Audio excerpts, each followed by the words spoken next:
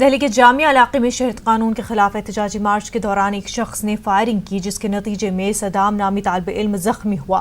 जख्मी सदाम को होली फैमिली अस्पताल में भर्ती करा लिया गया। मुल्क में गरीबी, महंगाई और नाइंसाफी के खिलाफ आज़ादी के नारे लगाने वाले भीड़ पर गोली चलाने वाले शख्स ने ये कहते हुए फायरिंग की कि ये लो आज़ादी। फायरिंग करने वाले शख्स को हिरासत में ले लिया गया है और जांच दिल्ली क्राइम ब्रांच के सुपुर्द कर दी गई है।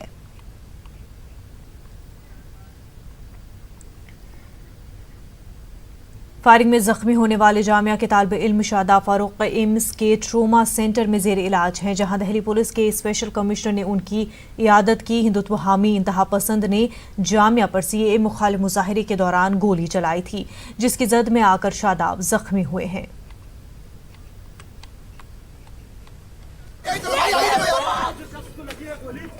अभी गोली मारी है, संघ का वो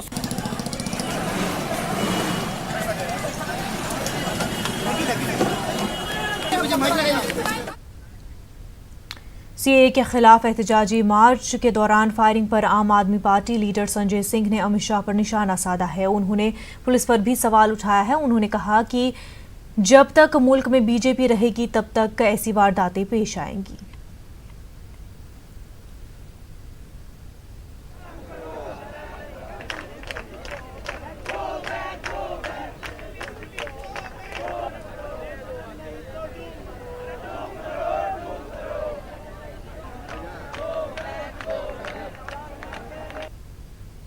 जामिया के एक स्टूडेंट को इंजरी हुई प्रोटेस्ट के दौरान, जिसमें एक लड़के ने अपने कंट्रीमेट पिस्टल से उसके ऊपर फायर किया और एक उसके आर्म में इंजरी है। हमने अभी उसको चेक किया आकर के यहाँ पे, और उसकी जो जहाँ पे उसको पेलेट लगा था वो पेलेट को निकाल दिया है and he is stable as per the doctors, he is stable और उसका इलाज चल रहा है। उसको बेस्ट ऑफ मेडिकल फैसिलिटीज़ उसको प्रोवाइड की जा रही हैं और हमने उनसे बात भी की है, और किसी भी तरह की असिस्टेंस अगर उसको ज़रूरत है तो हमारी पुलिस की तरफ से और जामिया एडमिनिस्ट्रेशन की तरफ से जो डीन ऑफ स्टूडेंट्स वेलफेयर हैं वो भी हमारे साथ हैं। ये भी हमारे साथी थे, तो उन्होंने भी देखा है, उन्होंने भी बात की है, तो जो भी उसकी ज़रूरतें होंगी उसका हम ध्यान रखेंगे। So why was the police complacent enough? Because we can see in the visuals this man is wielding a gun and the police is standing right behind him. These are the questions See, that have been asked. on that issue I can only say that it happened in a split second and by the time the police could react he had already fired. तो वो इतनी जल्दबाजी में हुआ, और जैसा कि आप भी बता रहे हैं मुझे, ये वहीं पे थे, मौके पे ही थे, कि इतनी जल्दबाजी में हुआ कि इमीडिएटली कोई रिएक्ट नहीं कर पाया, लेकिन उसके बाद पुलिस ने तुरंत उसको ओवर पार किया और जो लड़का है उससे पूछताछ की जा रही है। बाकी चीज़ें अभी इन्वेस्टिगेशन का नहीं, ये सब सारी चीज़ें इन्वेस्टिगेशन का पार्ट है। मैं बहुत सारी चीज़ें अभी नहीं डिस्क्लोज कर सकता।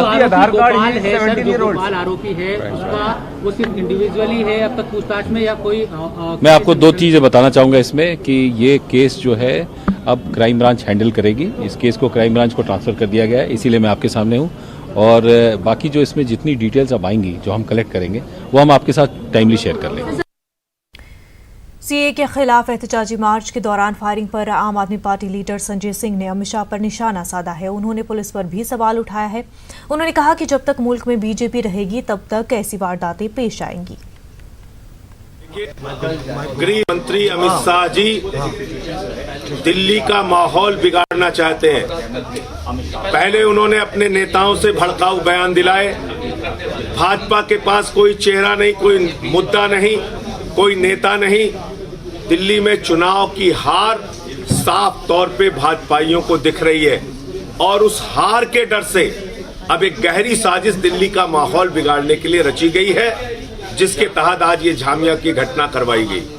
आप बताइए, इतने सारे पुलिस वाले वहां मौजूद और हाथ पे हाथ धरे बैठे हुए हैं। ये हाथ पर हाथ धरे दिल्ली की पुलिस नहीं बैठी, इनके हाथ को गृह मंत्री अमित शाह ने बांधा है। वो साजिश रच रहे हैं दिल्ली में चुनाव टालने की, वो साजिश रहे हैं दिल्ली का माहौल बिगाड़ने की, वो साजिश रच रहे हैं दिल्ली में नफरत फैलाने की। अब दिल्ली के लोगों को सावधान होना है और इनके मंसूबों पर पानी फेरना है। एक ऐसी सरकार जो बिजली, पानी, चिकित्सा, शिक्षा में मुफ्त सेवा देती है लोगों को, उस सरकार को हटाने के लिए भाजपाइयों की बेचैनी उनकी साजिश का हिस्सा है जामिया की घटना, वरना इतने सारे पुलिस वाले निश्चित रूप से एक अपराधी पे कार्रवाई कर सकते थे। वो गोली चला रहा है, नारे लगा रहा है, पुलिस जिंदाबाद कह रहा है, इसके पीछे एक गहरी साजिश। दिल्ली के मुख्यमंत्री को जो 2 करोड़ लोगों का बेटा बनके लोगों की सेवा करता है 5 साल तक, उसको आतंकवादी कह रहे हैं भाजपा। तो इस पे चुनाव आयोग को कार्रवाई करनी। तो चुनाव आयोग खुलेआम देख रहा है इन घटनाओं को, इसमें छिपा क्या है? इन घटनाओं को चुनाव आयोग देख रहा है, उसको कार्रवाई करनी चाहिए। जामिया मिलिया इस्लामिया के तलबा राजघाट की जानिब मार्च करने के लिए दिल्ली पुलिस के सामने अड़े हुए हैं। दिल्ली पुलिस ने बैरिकेड लगाकर तलबा को रोके रखा है। दिल्ली पुलिस की अपील का तलबा पर कोई असर नहीं हो रहा है। तलबा के एहतजाज का जायजा लिया हमारे नुमाइंदे खुर्रम शहजाद ने। छात्रों को सुबह यहाँ से जामिया कैंपस से मार्च करने की परमिशन नहीं दी गई थी, तब से छात्र यहाँ पर डटे हुए थे। तकरीबन 3-4 घंटों से लगातार यहाँ पर छात्रों को समझाने की कोशिश की जा रही थी, दिल्ली पुलिस समझा रही थी, लेकिन अब छात्र बैरिकेड पर जो सुबह से बैठे हुए थे वो बैरिकेड से आगे आ रहे हैं, वो लगातार बैरिकेड को पार कर रहे हैं। दिल्ली पुलिस लगातार जो है अनाउंस कर रही है, उनको समझा रही है।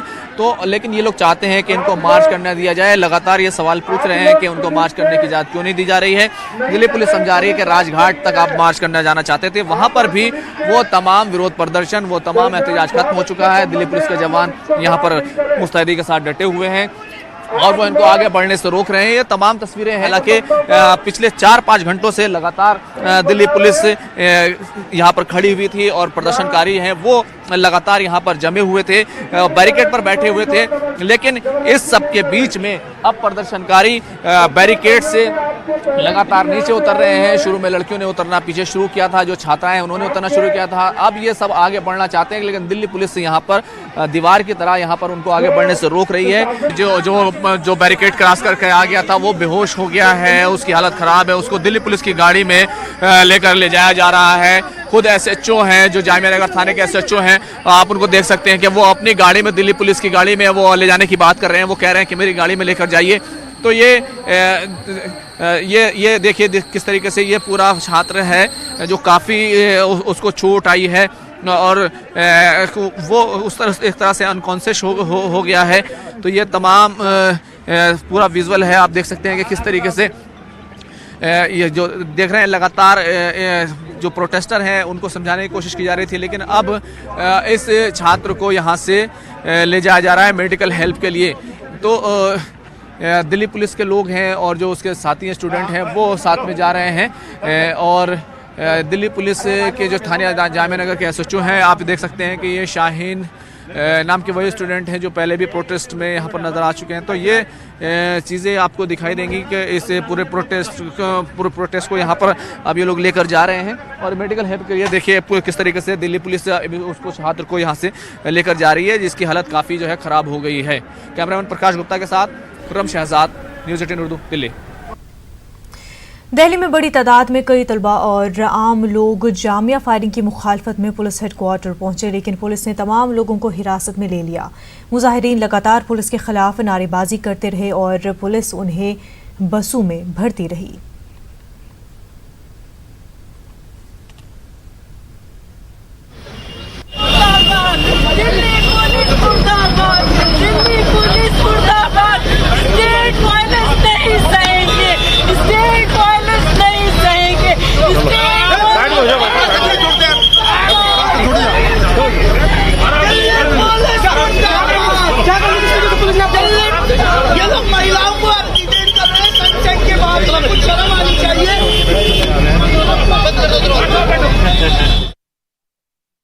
शाहीन बाग में एहतजाज कर रही खवातीन ने जामिया के तालिब इल्म पर शरपसंद की जानिब से फायरिंग की सख्त अल्फाज में मजम्मत की है, लेकिन इन खवातीन ने वाज़े अल्फाज में मरकज़ को ये पैगाम दिया है कि किसी भी तरह की सियासत या सख्ती से ये खौफ खाने वाली नहीं है। शाहीन बाग की खवातीन के मुताबिक जामिया के तलबा पर फायरिंग का मकसद आइन की हिफाजत के लिए जारी तहरीक को कमज़ोर करना है।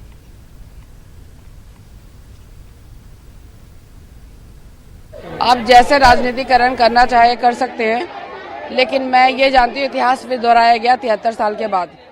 आज के दिन गोडसे ने गांधी जी को गोली मारी थी और आज ही के दिन जामिया में दोबारा गोली चलाई गई है।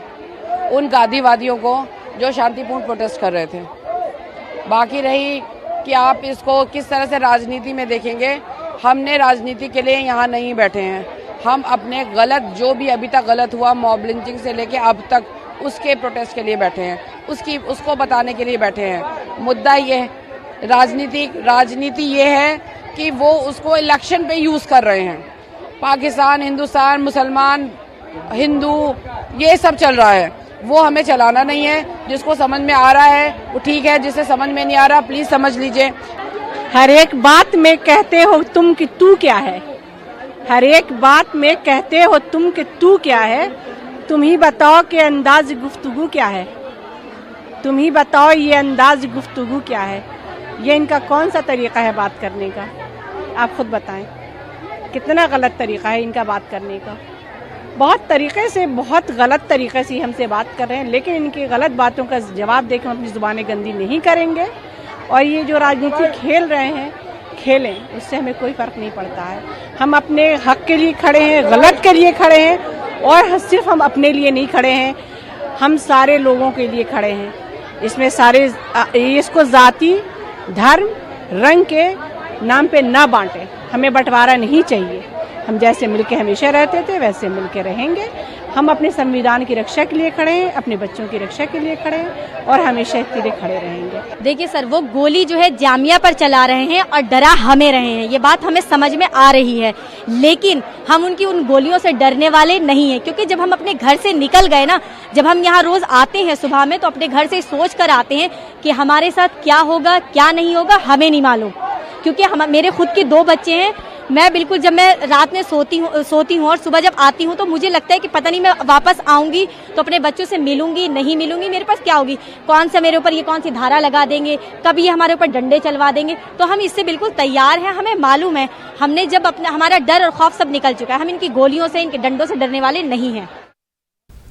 जामिया मिलिया इस्लामिया में सीएए और एनआरसी के खिलाफ एहतजाज करने वालों पर शरपसंद की जानिब से फायर करने की हैदराबाद में सख्त मजम्मत की गई।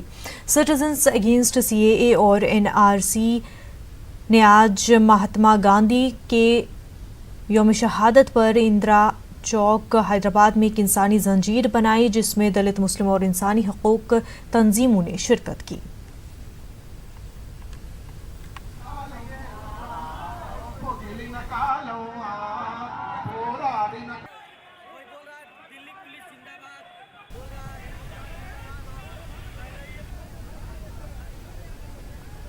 ये बहुत खतरनाक है कि एक जामिया में एक रिवॉल्वर लेता हुआ गुंडाई क्रिमिनल जो है, पुलिस की मौजूदगी में उसकी ये हिम्मत हुई कि वो फायरिंग करे और उसको पकड़ा नहीं। और वहाँ के डीसीपी साहब कहते हैं हम देख रहे हैं, क्या देखने को है और उनको, और आप इनोसेंट लोगों को जेल में डाल देते हैं। This is absolutely state murder. They think the police is there private army and they will be defeated. अब ये मत समझिए बीजेपी वालों के लोग चुप रहेंगे, ये उनको चेतावनी है। This is a slap on their face, the kind of movements and protest that are happening across the country. और अब हम चुप होने वाले नहीं हैं। टोटली अलाउ किया जा रहा है ये चीज़। इतनी नफरत हो गई है, नफरत हो गई, हमको 200 साल लगेंगे ये नफरत लोगों के दिमाग से निकालने के लिए। जो इतना अच्छा हमारा माहौल था, इतना सेक्युलर माहौल था, नफरत का हो गया पूरी कंट्री में। अब हम सब मिलके काम करना है इसके लिए। अल्हम्दुलिल्लाह हमारे साथ बहुत सारे नॉन मुस्लिम्स आ रहे हैं और वो लोग भी कर रहे हैं, वो बहुत अच्छी चीज़ है। और मुसलमान भी जो अपने अंदर रख रहे थे, एटलीस्ट वो चीज़ें निकल के आ रही। महात्मा गांधी के यौम शहादत के मौके पर आज कोलकाता में भी रैली निकाली गई। सीएए और एनआरसी मुखालिफ तंजीमों ने रैली में हिस्सा लिया। शहर के मुख्तलिफ इलाकों में इंसानी जंजीर बनाकर लोगों ने एहतजाज किया, साथ ही सीएए और एनआरसी को नाकाबिल कबूल बताया।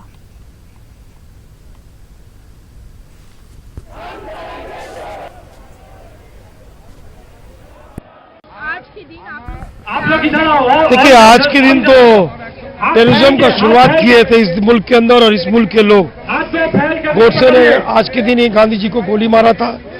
हमारे गांधी जी की हत्या हुई थी, जिनका इस देश को आज़ाद कराने में बहुत बड़ा योगदान है। इस वजह करके, और देश का बहुत सारे मसले हैं, स्टूडेंट्स के ऊपर जिस तरीके से अत्याचार हो रहा है, स्टूडेंट को जिस तरीके से दिल्ली में, यूपी में घुस करके मारा जा रहा है, तो ये इससे बड़ा और जुल्म और टेररिज्म और क्या हो सकता है। एक बच्चे लोगों का अधिकार है, हर एक नागरिक का अधिकार है प्रोटेस्ट करने का। सीए और एनआरसी को लेकर जहां मुल्क भर में एहतजाज जारी है, मुल्क की एक बड़ी आबादी इसकी मुखालफत में एहतजाज कर रही है, तो वहीं कोलकाता के असगर अली को आसाम में हुई एनआरसी में गलत दस्तावेजात के चलते आसाम के डिटेंशन कैंप में पहुंचा दिया है। असगर अली गुज़िश्ता 3 साल से डिटेंशन कैंप में है और कोलकाता में उनके अहल खाना उन्हें हिंदुस्तानी साबित करने के लिए दर दर की ठोकरें खा रहे हैं। कोलकाता से शबाना एजाज की ये रिपोर्ट।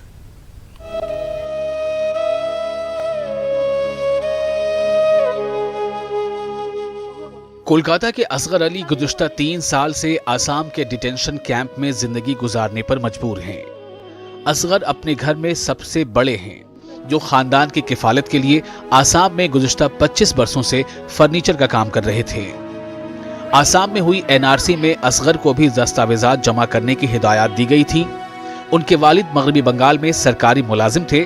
उनके पास 1950 और 1966 के भी दस्तावेजात हैं, जिसमें उनका नाम शेख मोरल है, जबकि 2008 में बनाए गए आधार कार्ड में वालिद का नाम शेख जरीफ है।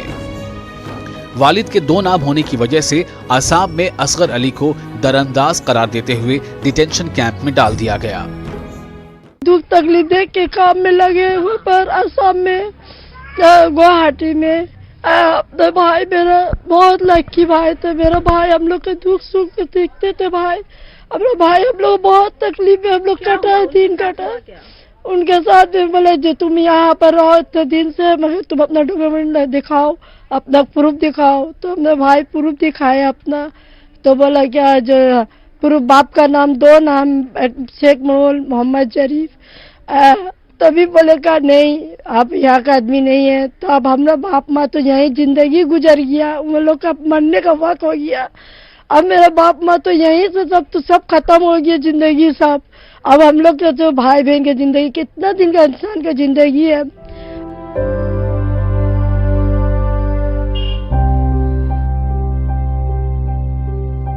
असगर अली के वालिद व वालदा बीमार हैं, बेटे की वापसी का इंतजार कर रहे हैं।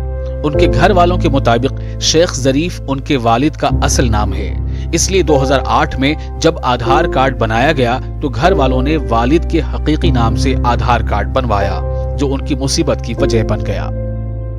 मेरे भाई का जो आधार कार्ड में उसमें जरीफ है, अब वोटर आईडी कार्ड में जरीफ है, अब्बू हाँ पापा का नाम है, आधार कार्ड में जरीफ है, वोटर आईडी कार्ड में जरीफ नाम है, और उनका नाम असगर है, मगर पापा का नाम जरीफ है।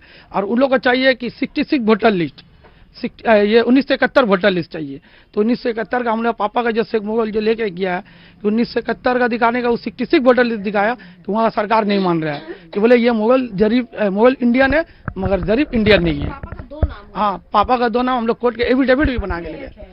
हम लोग कोर्ट का एफिडेविट भी बना के लेके गए थे। पापा का नाम बोला कि 2 नाम है, तो वहाँ का सरकार मान रहा नहीं, बोल रहा है कि नहीं ये मुगल इंडियन है और जरीफ इंडियन नहीं है। तो इसका वजह से वहाँ मेरा भाई को कैंप में बंद करके रखा। वालिद के 2 नाम की वजह से कोलकाता के असगर अली आसाम के डिटेंशन कैंप में हैं। उनका कसूर सिर्फ इतना है कि वो आसाम मजदूरी के लिए गए थे और वालिद के 2 नाम के डॉक्यूमेंट्स दिखाए जाने की वजह से उन्हें आसाम के डिटेंशन कैंप में डाल दिया गया, जबकि कोलकाता में मौजूद उनकी फैमिली खौफ के साए में है। एनआरसी के खिलाफ जद्दोजहद कर रही है, इस उम्मीद पर कि अपने ही वतन में उन पर लगा गैर मुल्की का दाग साफ हो सके और वो भी हिंदुस्तानी शहरी हैं, ये हुकूमत तस्लीम कर सके। कैमरामैन अरविंद और दीपक के साथ शबाना एजाज, न्यूज़ 18 उर्दू। शाहीन बाग की तर्ज पर पटना के सब्जी बाग में खवातीन का एहतजाज जारी है। एहतजाज को 10 दिन से जायद हो गए हैं। एहतजाज में कसीर तादाद में खवातीन हिस्सा ले रही हैं। यहाँ खवातीन सीएए के मनसूखे का मुतालबा कर रही हैं।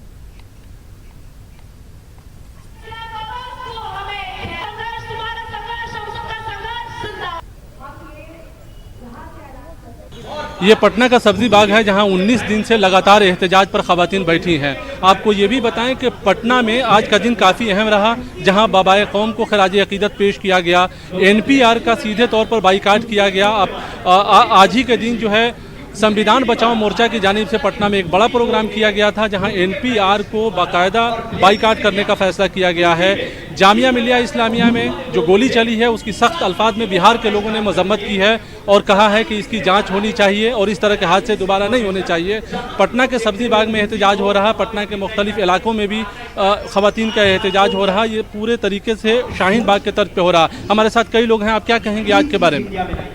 जी, यहाँ पर आज 19वां दिन है सब्जी बाग के प्रोटेस्ट का और लगातार हम लोग यहाँ पर हैं जो एनआरसी सीएनपीआर का विरोध कर रहे हैं। हम लोग ये मैसेज देना चाहते हैं यहाँ से कि एनपीआर को सिविल डिसोबीडियंस यहाँ पे सारे लोग करें। जहाँ तक मैसेज जा रही है, सभी लोग एनपीआर का फॉर्म जो है वो ना भरे। यहाँ से सब्जी बाग से यही मैसेज जो है जा रहा है सब जगह से। और लगातार यहाँ पे आप देख सकते हैं औरतें बैठी हुई हैं, बच्चे बैठे हुए हैं, स्टूडेंट्स बैठे हुए हैं। यहाँ पर जो लोग लगातार यही बात कर रहे हैं कि ये सीए, एनपीआर और एनआरसी जो है वो एक गरीब विरोधी और मजदूर, मेहनतकश, महिला विरोधी, दलित विरोधी, आदिवासी विरोधी कानून है।